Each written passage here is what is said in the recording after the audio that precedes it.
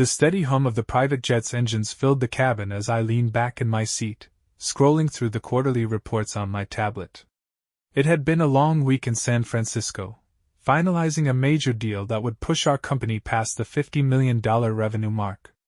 My wife, Jessica, and I had spent the past decade building our business from scratch, late nights, endless sacrifices, and countless fights, all leading to this moment. We were finally at the pinnacle of success. I had no idea I was about to lose it all. My phone buzzed. Jessica's name flashed across the screen. That was odd. She never called while I was in transit. She knew my flight schedule down to the minute. Something about it made my stomach tighten, but I pushed the unease aside and answered. "Hey, babe," I said, keeping my tone light. "Flight's smooth. I'll be landing in a couple of hours. Want me to pick up dinner on the way home?" Silence. A long, stretched-out pause that made my grip on the phone tighten. Then she spoke. "Daniel," she said, her voice eerily calm, too composed. "We need to talk." My pulse quickened. Those 4 words had the weight of a guillotine hanging over my neck. "All right," I said cautiously. "What's going on?" She exhaled sharply, as if she was trying to gather her courage. "I'm filing for divorce." The words didn't register at first. They floated in the air between us, heavy, unreal. I let out a dry chuckle. "Jessica, this isn't funny." "I'm not joking, Daniel," she said. "I've already spoken to my lawyer. The paperwork is being finalized. I'll send it over in a few days." A strange ringing filled my ears. The noise of the jet cabin faded into the background, my vision tunneling. "Jessica, what the hell are you talking about?" Another pause. Then she dropped the next bombshell. "And I'm selling the company." My heart stopped. "You're what?" I practically growled, gripping the armrest so tightly my knuckles went white. "You heard me," she said, her voice still unnervingly even. "I've already found a buyer. The contracts are being drafted. It'll be a clean split. You'll get your share, and we'll go our separate ways." Blood roared in my ears. "You don't have the authority to do that. We built that business together." She sighed, as if I was some naive child who didn't understand how the world worked. "I've handled most of the negotiations, Daniel. You've been so busy with expansions and deals, you let me oversee a lot of the finer details. You should have paid more attention." A cold realization settled over me. She wasn't just leaving me, she had been planning this for a long time. And I had been too blind to see it. "Who put you up to this?" I asked, my voice dangerously low. Jessica hesitated. It was the first real sign of hesitation she'd shown. "This isn't about anyone else," she lied. I clenched my jaw. "Bullshit. Who is he?" Silence. And that was all the confirmation I needed. Anger surged through me, hot and consuming. I had given this woman everything, my loyalty, my trust, my entire life. And she was throwing it away like it was nothing. "Jessica," I said, my voice cold now, calculated. "Who is he?" She took another breath, and then she spoke the name that made my entire world tilt. "It's Ryan." I nearly dropped the phone. Ryan Beckett. My business partner. My so-called best friend. The betrayal sliced through me, sharper than any blade. My own wife, and the man I trusted most outside of her. I sucked in a slow breath, forcing myself to stay calm. "You're making a mistake," I said, my voice measured. She laughed. She actually laughed. "No, Daniel," she said. "The mistake was thinking you could keep up with me." And then the line went dead. I sat there, gripping my phone so tightly it nearly cracked. My wife. My business. My best friend. They had all betrayed me. But if Jessica thought I was just going to roll over and accept this, she had no idea who she was dealing with. I stared at the black screen of my phone long after the call had ended. The echo of Jessica's words seared into my mind like a brand. "The mistake was thinking you could keep up with me." The plane's descent announcement crackled over the intercom, but I barely registered it. My pulse was a steady drumbeat in my ears, drowning out everything else. I wasn't angry, not yet. Anger was too simple, too fleeting. What I felt was something far colder, more calculating. Jessica thought she'd outmaneuvered me, that she'd built her escape route brick by brick while I was too busy expanding the business to notice. But she forgot one critical thing. I was the one who'd taught her how to play the game. And now it was my turn. When the wheels touched down, I was already formulating a plan. By the time I stepped off the plane, my emotions were locked behind an icy facade. No calls. No texts. I needed silence, room to think, to dissect every detail of her betrayal without the fog of rage clouding my judgment. The ride home felt surreal. The city lights blurred past, indifferent to the fact that my life had just been shattered. The driver made small talk, but I barely responded, staring out the window, replaying every conversation, every suspicious glance I'd dismissed, every late-night work meeting Jessica claimed to have. How could I have been so blind? When I pulled into the driveway of our sleek, modern home, the one we'd designed together, I didn't go inside right away. I sat in the car, gripping the steering wheel, staring at the glow of the porch light like it was mocking me. This was the house where we'd celebrated milestones, where we'd hosted parties filled with laughter and friends. This was the place I thought of as safe. But now it felt like enemy territory. I finally stepped inside, the door clicking shut behind me with an emptiness that echoed through the open floor plan. Jessica's keys weren't on the entry table. Her favorite jacket was gone from the coat rack. She'd already left. Good. I wasn't ready to see her. I made my way to my office, the one place in the house that felt untouched by her presence. The shelves were lined with business books, awards we'd won together, framed photos from company events. In one picture, Jessica and Ryan stood on either side of me, all smiles, celebrating a major contract. I stared at that photo for a long time before ripping it off the wall and hurling it across the room. The glass shattered, pieces skittering across the hardwood floor like sharp little reminders of how fragile everything truly was. I sank into my chair, staring at nothing, until the numbness finally gave way to something else. Focus. I needed information. I opened my laptop and started digging.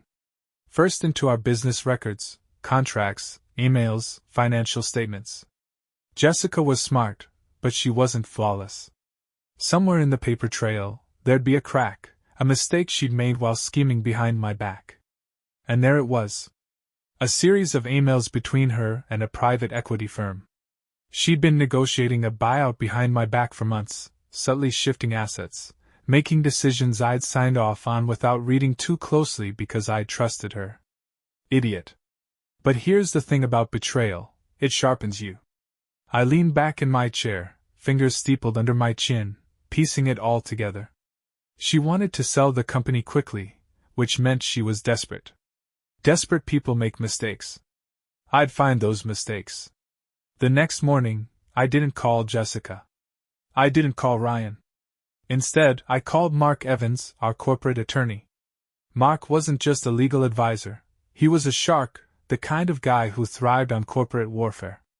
Daniel, he answered after one ring, his voice clipped and professional. What's going on? I didn't expect to hear from you until next week. Change of plans? I said. I need to meet. Now. A brief pause. Is this about Jessica? My jaw tightened. What do you know? Mark exhaled slowly. Come to my office. When I arrived, Mark was waiting with a thick folder on his desk. He didn't waste time. I've been reviewing some documents Jessica sent over last week. She claimed they were routine updates, but they didn't sit right with me. He opened the folder, revealing contracts I hadn't signed, documents I'd never even seen. She's been consolidating shares, Mark continued. Quietly. Strategically. She's positioning herself to sell controlling interests without needing your approval. I stared at the papers, the betrayal cutting deeper with every page. Can she do this? I asked, my voice low.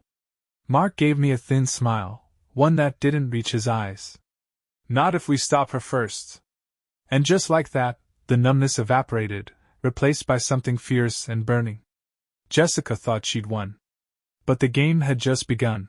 Mark Evans leaned back in his leather chair, his sharp eyes studying me over the rim of his coffee mug. The office was sterile, glass walls, dark wood, the faint hum of city life filtering through, but the tension between us was anything but cold. The thick folder he'd placed between us felt heavier than paper. It was the weight of betrayal, wrapped in legal jargon and signatures I never penned. "She's smart," Mark said, flipping through the pages. "But she's not as smart as she thinks." I didn't respond. My eyes were fixed on a document labeled Share Consolidation Agreement. Jessica's signature stared back at me, bold and confident. Mine was conspicuously absent. "She's betting on you being blindsided," Mark continued. "Hoping you'll react emotionally, make mistakes.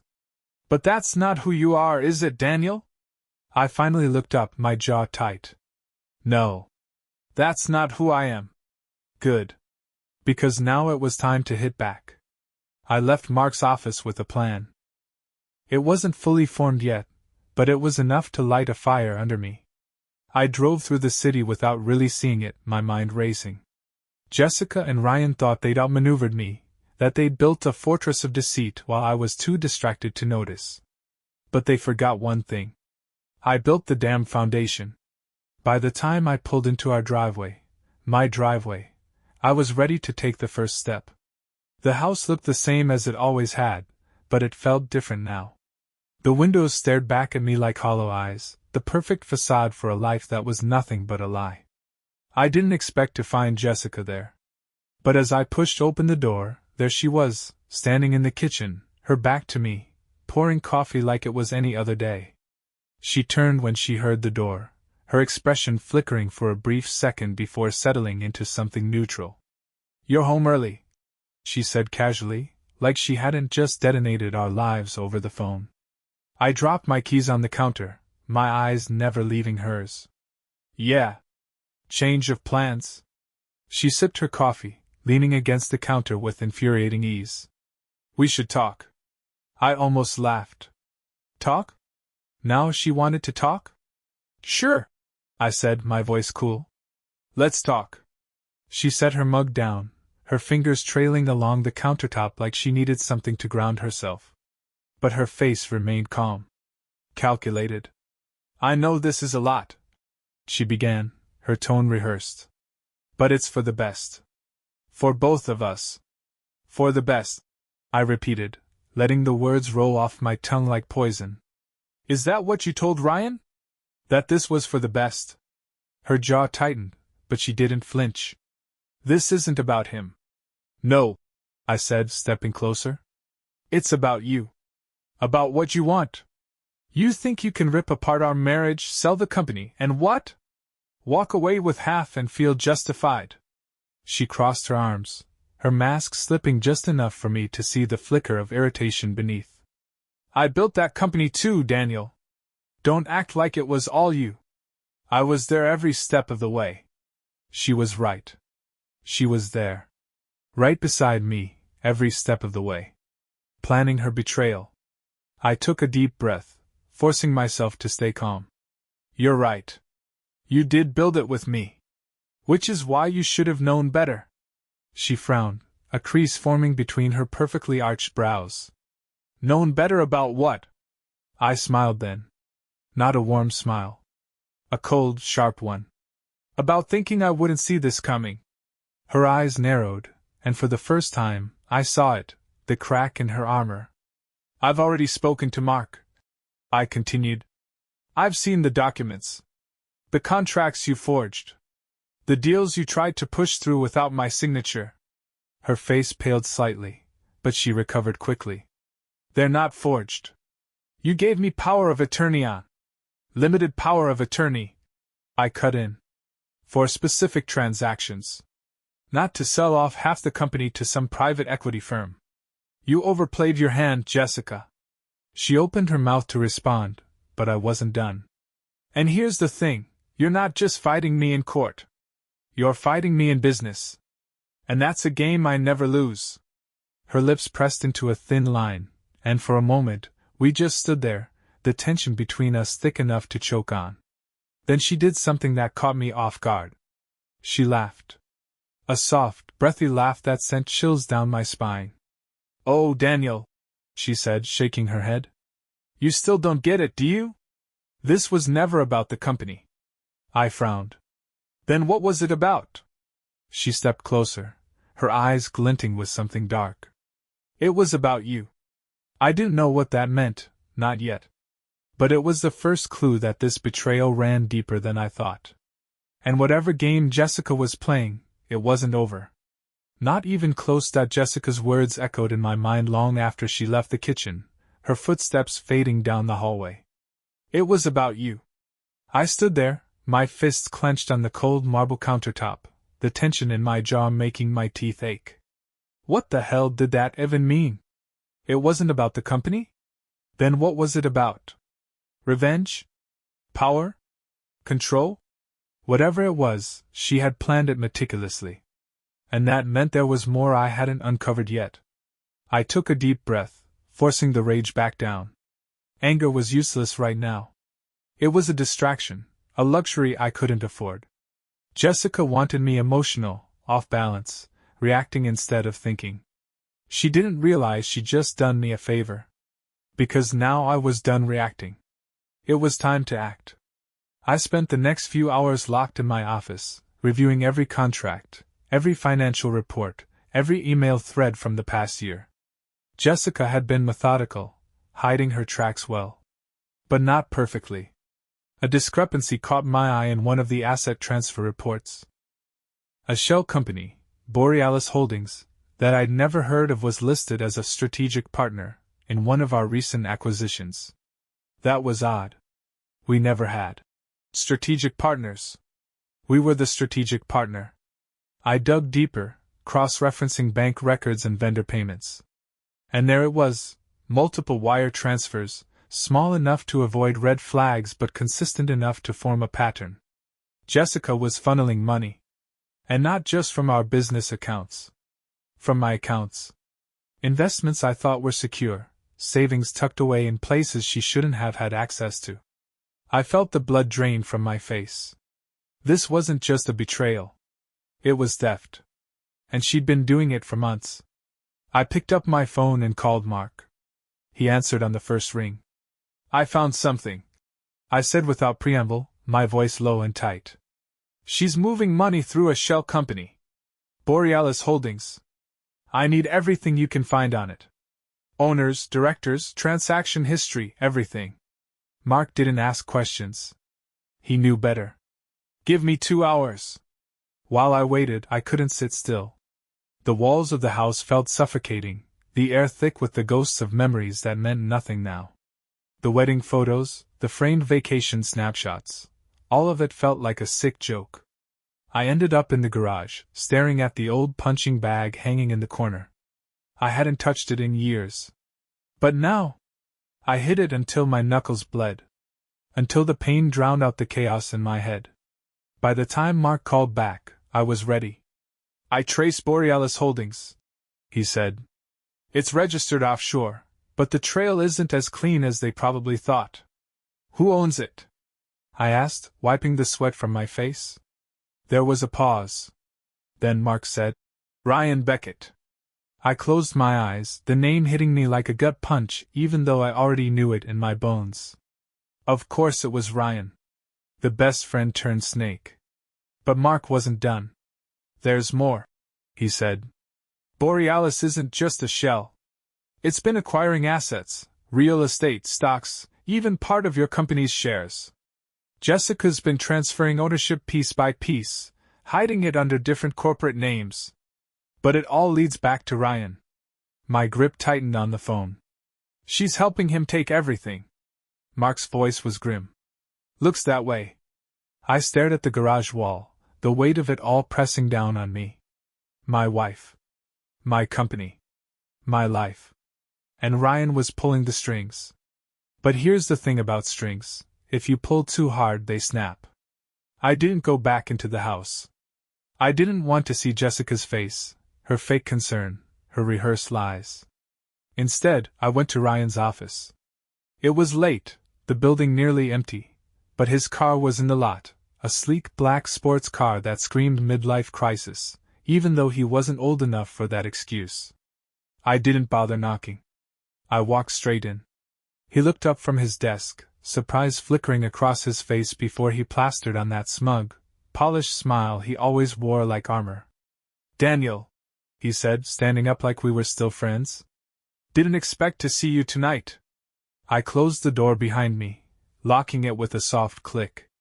"We need to talk," I said, my voice low and even. Ryan spread his hands, all faux charm. "Of course. What's on your mind?" I stepped closer, until I was right in front of his desk, my eyes locked on his. "Borealis Holdings," I said quietly. The smile faltered. Just for a second. But it was enough. "I know everything," I continued. "The money transfers. The asset grabs. Jessica." His face hardened, the mask slipping. "You don't know shit." Wrong answer. I moved faster than I thought possible, grabbing him by the collar and slamming him against the wall. His chair toppled over with a crash, papers scattering like snowflakes in a blizzard. His eyes went wide, and for the first time, I saw it, fear. "Good. Listen to me," I hissed, my face inches from his. "You think you've won? You think you can steal my wife, my company, my life, and I'll just roll over? You have no idea who you're dealing with." He struggled, trying to shove me off, but I wasn't done. "This isn't over," I whispered. "It's just beginning." I let him go, stepping back, my heart pounding in my chest. He gasped for breath, his face flushed with rage and humiliation. But he didn't say a word. Because he knew. I just declared war. Ryan stood there, slumped against the wall, his expensive tailored shirt wrinkled, collar askew, and face flushed with rage and fear. He wasn't used to being on the receiving end of intimidation. He wasn't used to losing. But tonight I saw him for what he really was, a fraud dressed in expensive suits, hiding behind the illusion of charm and confidence. Without his lies and manipulation, he was nothing. He straightened his shirt, trying to recover the scraps of his arrogance. "You're making a mistake, Daniel," he rasped, his voice shaky despite the bravado. I stepped closer, calm now, the rush of adrenaline fading into something colder. "No," I said softly, almost whispering. "You made the mistake." Ryan's jaw clenched, his eyes narrowing. "You think this changes anything? You're too late. The contracts are in motion. The sale's practically done. Jessica and I are nothing but footnotes in my story." I cut in, my voice razor sharp. He flinched, just slightly, but enough for me to see the crack. "You've built your little empire on lies, Ryan," I continued, pacing slowly. "But here's the thing about lies, they unravel. All it takes is one thread pulled the right way, and the whole damn thing falls apart."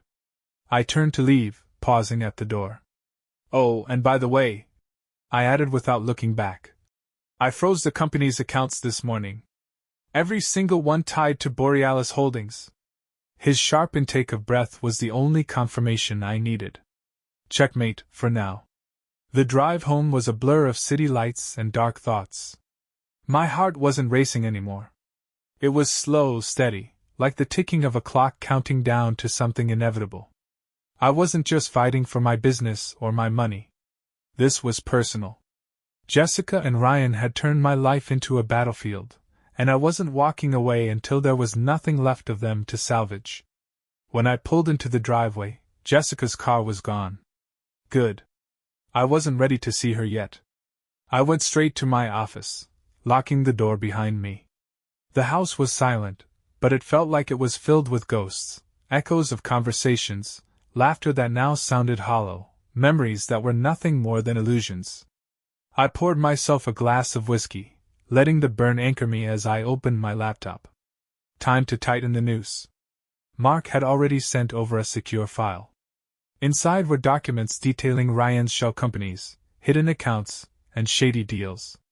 But one thing stood out: a recent transfer of $500,000 to a numbered offshore account. I traced the account.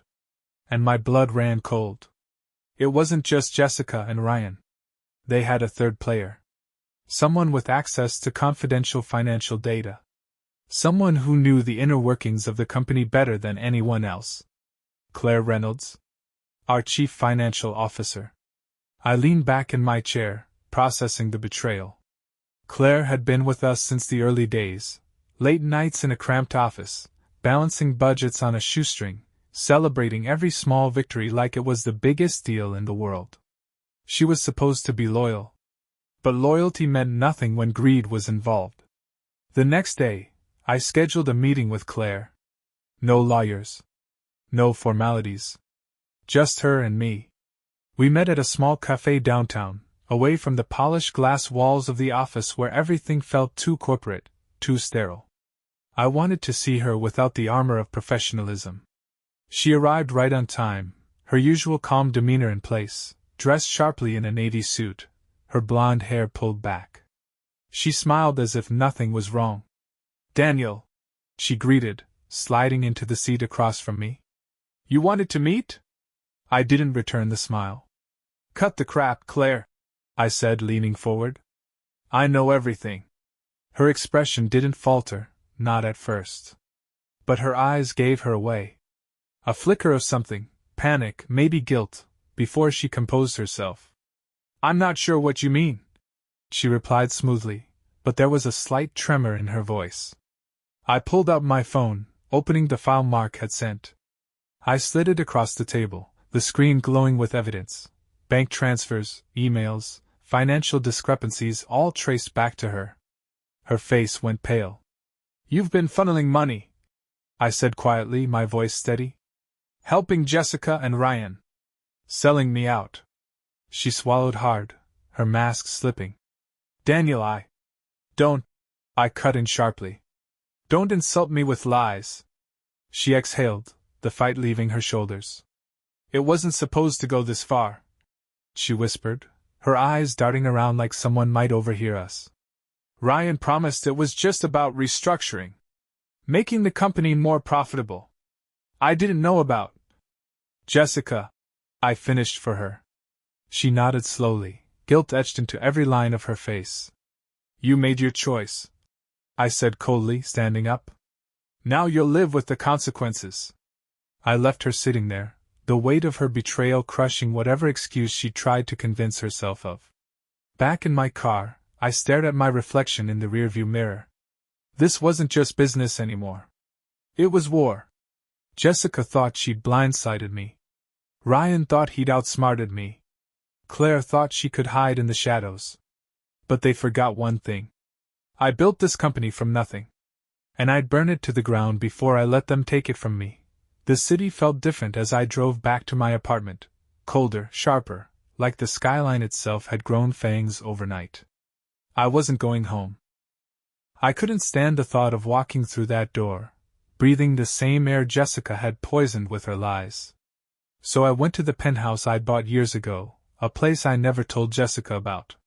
Back then, it was just an investment property, somewhere to park extra cash. Now it was my war room. The key still worked. The space was empty, minimalist, cold steel and glass, with nothing personal to tether me to the life I'd just lost. Perfect. I poured a drink, pacing the length of the living room, the city lights sprawling beneath me like a battlefield. Jessica, Ryan, Claire, they'd all played their part in this betrayal. But they'd made one critical mistake. They underestimated me.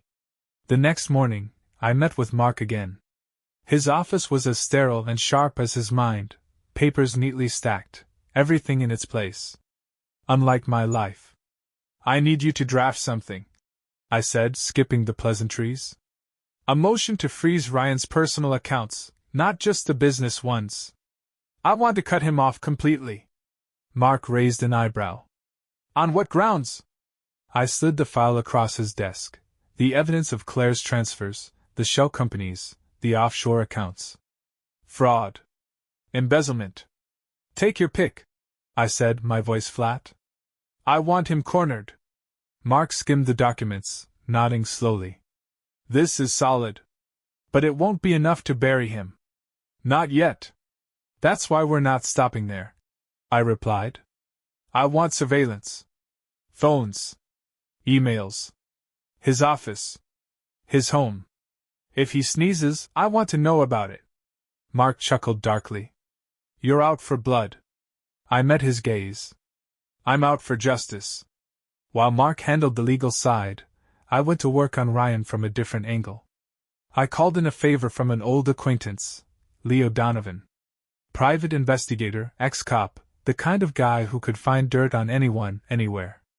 Leo met me in the parking garage of my building, leaning against his beat-up Chevy like he had all the time in the world. Long time, Daniel, he greeted, his gravelly voice echoing off the concrete walls. Wish it was under better circumstances, I muttered.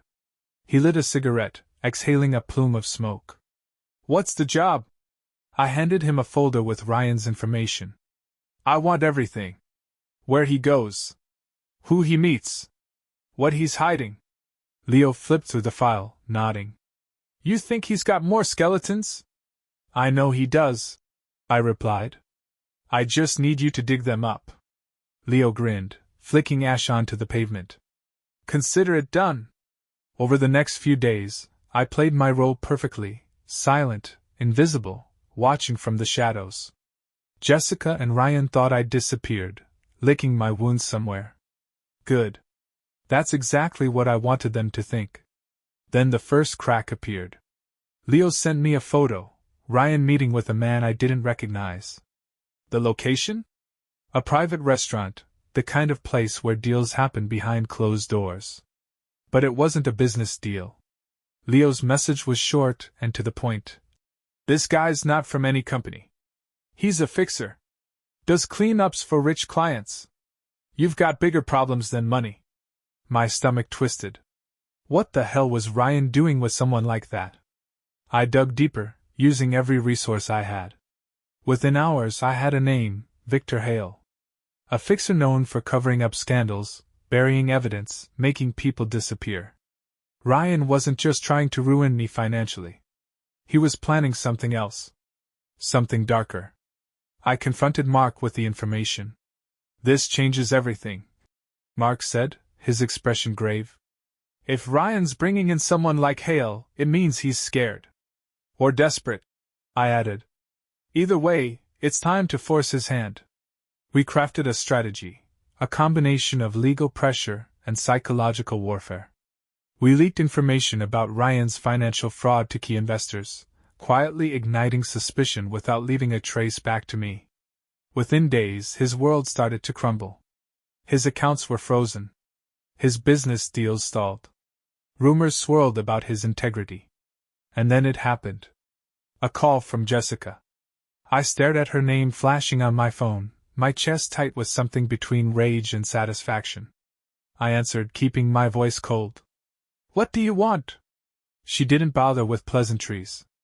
What the hell are you doing, Daniel? I smiled bitterly. What I should have done the moment you stabbed me in the back. You think this will stop us? She hissed. No, I replied softly. This is just the beginning. She was silent for a beat, then her voice dropped to a whisper. You don't understand, Daniel. Ryan's dangerous. You're playing a game you can't win. I felt a chill run down my spine, not from fear, but from the realization that she wasn't lying. There was something in her voice, something real. What did you get yourself into, Jessica? I asked quietly. But she hung up. I stared at the phone, her words echoing in my mind. Ryan's dangerous. Whatever this was, it wasn't just about betrayal anymore. It was about survival. Jessica's words haunted me long after the call ended. Ryan's dangerous. You're playing a game you can't win. Her voice wasn't laced with the usual venom or arrogance. No smugness, no manipulation, just something raw and unsettling. Fear. I sat in the dim light of the penthouse, staring at my phone, the city sprawling beneath me like a labyrinth of secrets. For the first time since this nightmare began, it hit me. This wasn't just about betrayal, money, or revenge. There was something else, something darker lurking beneath the surface. And I needed to find out what it was before it swallowed me whole. The next morning, I met Leo Donovan in a nondescript diner off the highway, the kind of place where no one asked questions. He slid into the booth across from me, tossing a manila envelope onto the table. "You're not gonna like what I found," he muttered, lighting a cigarette despite the "no smoking" sign. I didn't respond. I just opened the envelope. Photos spilled out, grainy surveillance shots of Ryan meeting with Victor Hale. They weren't just having business lunches. They were exchanging documents, envelopes stuffed with cash, USB drives. But one photo made my blood run cold. Jessica. She was with them. Standing beside Ryan, her expression tight, her posture tense. Not the confident, manipulative woman I'd come to know. No, this was different. She looked trapped. "What the hell is this?" I muttered, my fingers tightening around the photo. Leo exhaled smoke, leaning back in the booth. "Your boy Ryan's into more than corporate fraud. He's got ties to offshore accounts, shell companies, and something else, off-the-books properties, unregistered businesses. Some of those businesses are fronts for money laundering." I stared at him, my mind racing. "And Jessica?" Leo shrugged. "Looks like she's in deeper than she planned. Maybe she thought she was just screwing you over, but now she's in his web too." I clenched my jaw. Jessica wasn't just a betrayer anymore. She might have been betrayed herself. Later that day, Mark called with more bad news. "Daniel, we've got a problem," he said, his voice tense. One of the company's subsidiary accounts was flagged for suspicious activity. Funds have been moved offshore, over $2 million. My heart raced. "I thought we froze everything." "We did," Mark replied. "But Ryan found a loophole. He had Claire authorize a release right before we filed the motion. The money's gone." I slammed my fist on the desk, fury boiling over. "That's not all," Mark continued. "I dug into Ryan's background like you asked. His real name isn't even Ryan Beckett. It's Elias Cade. He changed it 10 years ago after being tied to an embezzlement case overseas. Charges were dropped, but the case disappeared under suspicious circumstances. Of course it did. Ryan, or Elias, whatever his real name was, had been playing a long con. Not just with me. With everyone. But the more I learned, the more it felt like Jessica wasn't the mastermind. She was just another pawn. I needed to talk to her.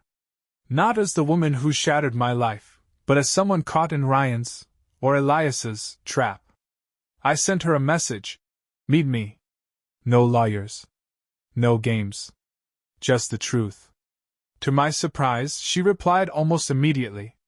"Hotel Valencia. Room 802. 1 hour." When I arrived, the hotel's lobby was nearly empty, its sterile elegance a perfect facade for the chaos brewing behind closed doors.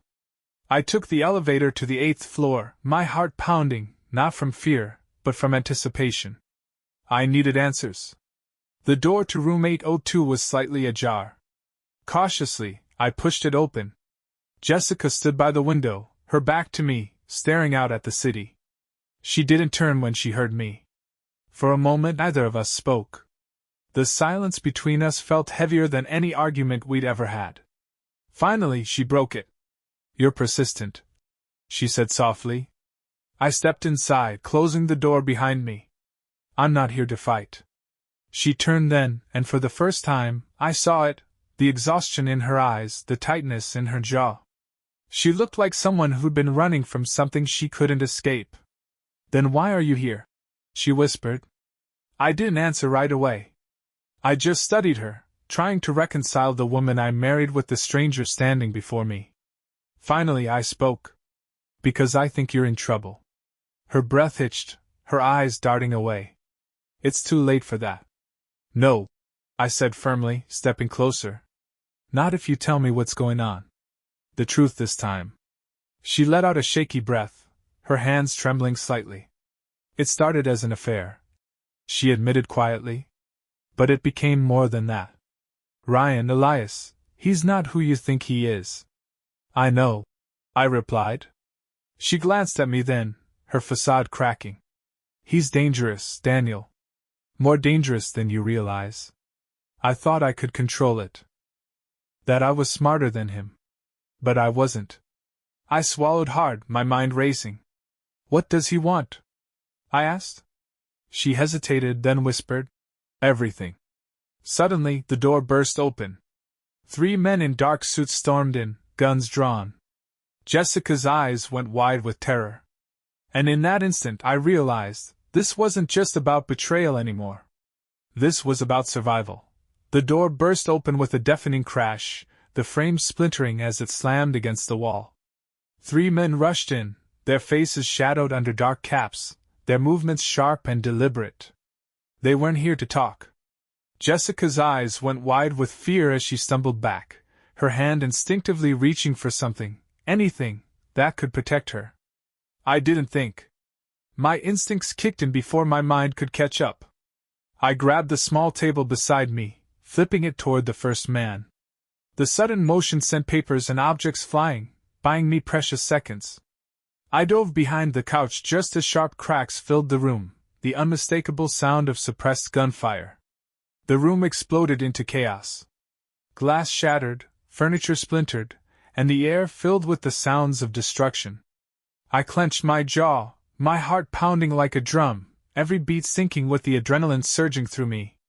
Peering from behind the couch, I saw one of the men moving toward Jessica, who was now crouched near the window, frozen in place. I couldn't let them get to her. With everything I had, I lunged forward, grabbing a nearby lamp and hurling it across the room. It crashed into the man's shoulder, knocking him off balance. His weapon clattered to the floor, sliding just within my reach. I dove after it. We collided mid-air, grappling fiercely. His elbow connected with my ribs, sending a jolt of pain through me, but I didn't let go. My fingers scrambled for the weapon, gripping it just as he tried to wrench it away. A struggle. A twist. The weapon discharged with a muffled pop. The man went limp, collapsing beside me. No time to process. Another assailant was already moving in, his focus locked on me. I rolled to the side, narrowly avoiding his shot, and returned fire instinctively. He stumbled back, falling out of sight behind an overturned chair. I scrambled to my feet, my chest heaving, scanning for Jessica. She was still near the window, her face pale, her hands pressed against her side. She'd been hit. Jessica. I rushed to her, pulling her down to safety behind the couch. I'm okay, she whispered, though her face told a different story. The final man was still out there. I could hear his footsteps approaching, steady and sure. I gripped the weapon tightly, steadying my breath. When he appeared around the corner, I didn't hesitate. A quick burst of controlled fire sent him sprawling to the ground, his weapon skidding across the floor. Silence settled over the room, broken only by Jessica's ragged breathing and the distant wail of sirens growing closer. I pressed my hand against her wound, trying to stop the bleeding. Stay with me, I whispered, my voice trembling despite the adrenaline still coursing through me. You're going to be okay. Her eyes fluttered, her breath shaky. I didn't mean for any of this. Don't talk, I said gently, holding pressure on the wound. Help is on the way. I fumbled for my phone with my free hand, dialing emergency services. 911, what's your emergency? Hotel Valencia, room 802. I said, my voice urgent but controlled. Shots fired. We need an ambulance. Now. The paramedics arrived within minutes, their efficiency a stark contrast to the chaos left in the room. I stepped back, my hands stained, as they worked to stabilize Jessica. She was still conscious when they lifted her onto the stretcher. I followed them out, but the police stopped me in the hallway, their questions rapid and direct. Sir, we need to know what happened. I turned, my expression hardened, the weight of the night heavy on my shoulders. There's more going on here than you think, I said quietly. And I was going to uncover every piece of it. The sterile white lights of the hospital hallway felt colder than the city streets outside. The sharp scent of antiseptic clung to the air, mixing with the faint echoes of hurried footsteps and distant voices. I sat in a stiff plastic chair outside Jessica's room, my hands resting on my knees, still stained faintly with reminders of the chaos from earlier. She was alive. For now. But that wasn't enough.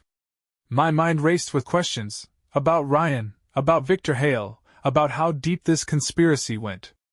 The attack wasn't random. It was calculated. Professional.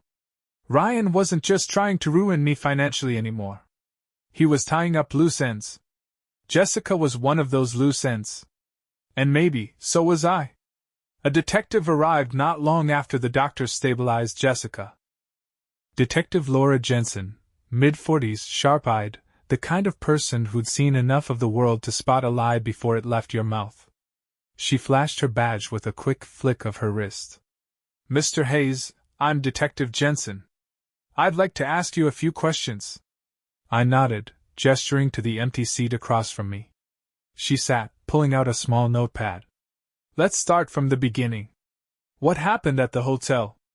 I gave her the basics, Jessica's call, the meeting, the ambush. I left out the more incriminating details. No need to complicate things. She listened carefully, her pen scratching against the paper, occasionally glancing up to gauge my reactions. When I finished, she leaned back slightly. Do you know who might have wanted to harm you, or your wife? She asked, her tone neutral but loaded. My wife. The word felt foreign now. Yes, I replied without hesitation. Ryan Beckett. He's connected to all of this. Her pen paused mid-sentence. Your business partner? Former business partner, I corrected sharply. And he's not who he says he is. His real name is Elias Cade. He's been laundering money, committing fraud, and now he's trying to cover his tracks. Jensen's eyes narrowed slightly. That's a bold accusation. Do you have proof? I pulled out my phone and showed her the photos Leo had sent me, Ryan meeting with Victor Hale, the shady fixer who specialized in making problems disappear. She studied the images, her jaw tightening. I know Hale, she muttered, almost to herself. He's been on our radar for years. But he's slippery. Hard to pin down. Well, I said, my voice low, I think you just found your chance. After Jensen left, I slipped into Jessica's hospital room. The beeping of machines filled the silence, her pale face resting against the stark white pillow. She looked fragile, a stark contrast to the woman who had once stood beside me in boardrooms, sharp-tongued and unflinching. Her eyes fluttered open when she sensed my presence. You're still here, she whispered, her voice weak but steady.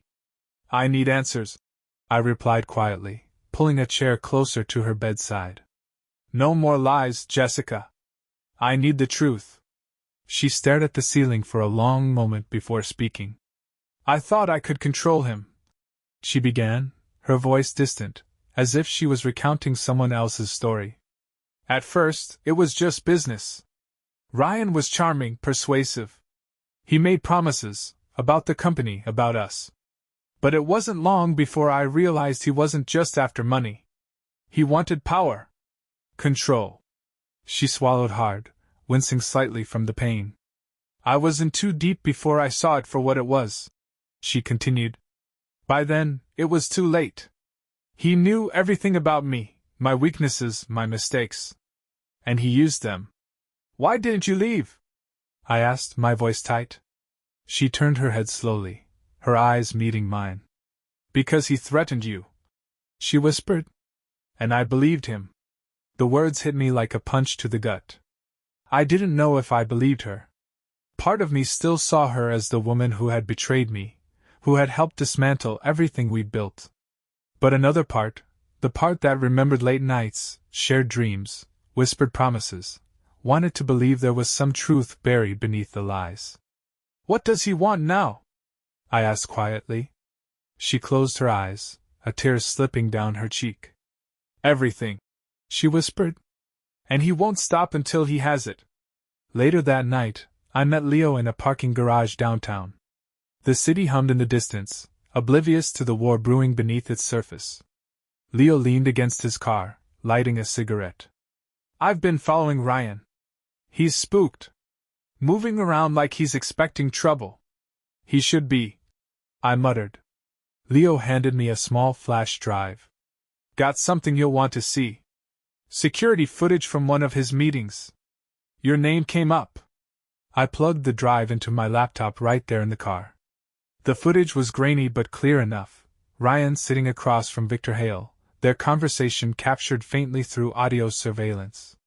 Take care of Hayes, Ryan's voice said, sharp and cold. I want it clean. No mistakes. My chest tightened. Leo glanced at me. He's not just trying to ruin you, Daniel. He wants you gone. I stared at the screen, Ryan's face frozen mid-sentence. Then I closed the laptop. If he wants a war, I said quietly, I'll give him one. The city stretched out before me like a battlefield, its towering skyscrapers and flickering lights nothing more than silent witnesses to the chaos brewing beneath. Ryan, or Elias Cade, had made his intentions clear.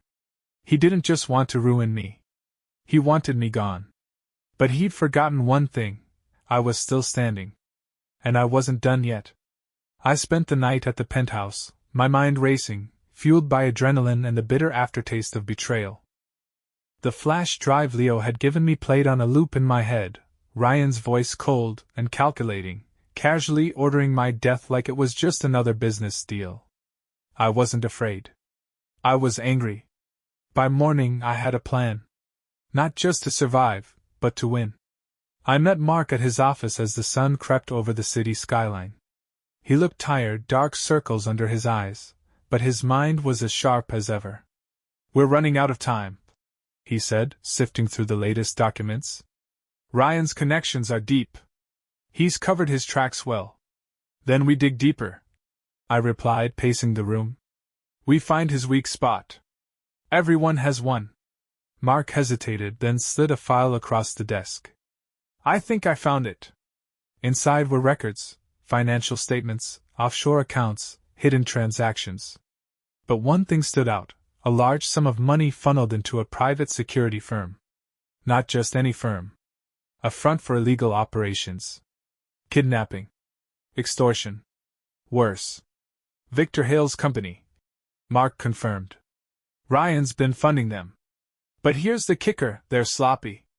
We've got enough to tie him directly to their activities. It was the break we needed. We go public, I said, my voice firm. Expose everything. The fraud, the laundering, the crimes. We burn it all down. Mark nodded. Agreed. But it's risky. Ryan won't go down quietly. I'm counting on it. The press conference was set for the next day.